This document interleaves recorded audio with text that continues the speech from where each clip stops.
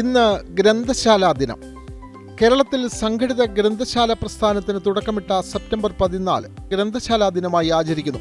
1829 തിരുവിതാംകൂർ മഹാരാജാവായിരുന്ന സ്വാതി തിരുനാളിൻ്റെ ഭരണകാലത്ത് തിരുവനന്തപുരത്ത് സ്ഥാപിക്കപ്പെട്ട ഗ്രന്ഥശാലയാണ് കേരളത്തിലെ ആദ്യ ഗ്രന്ഥശാല.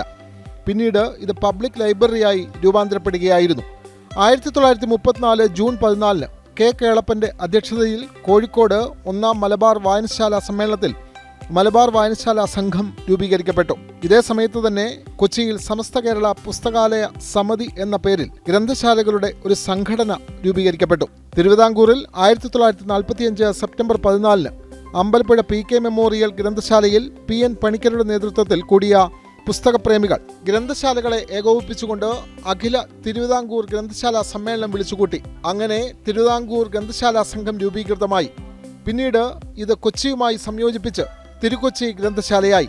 കേരള പിറവിയോടെ ഇത് കേരള ഗ്രന്ഥശാല സംഘമായി. കേരള ഗ്രന്ഥശാല സംഘം 1989 കേരള പബ്ലിക് ലൈബ്രറീസ് ആക്ട് അനുസരിച്ച് കേരള സ്റ്റേറ്റ് ലൈബ്രറി കൗൺസിൽ ആയി രൂപം കൊണ്ടു. ഇന്ന് കേരളത്തിൽ 9000-ഓളം ഗ്രന്ഥശാലകൾ സ്റ്റേറ്റ് ലൈബ്രറി കൗൺസിലിന്റെ അഫിലിയേഷനോടുകൂടി പ്രവർത്തിക്കുന്നു. കേരളം എന്തെങ്കിലും കാര്യത്തിൽ മുന്നിൽ നിൽക്കുന്നുണ്ടെങ്കിൽ അതിന് ഗ്രന്ഥശാല പ്രസ്ഥാനത്തിന് ശ്രദ്ധേയമായ പങ്കുണ്ട്.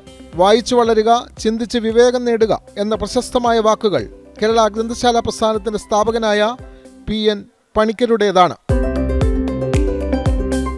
ഇന്നലകൾ ഇന്ന് powered by hotel Chitra, pure vegetarian, Marthandam, Kanyakumari, Nagercoil.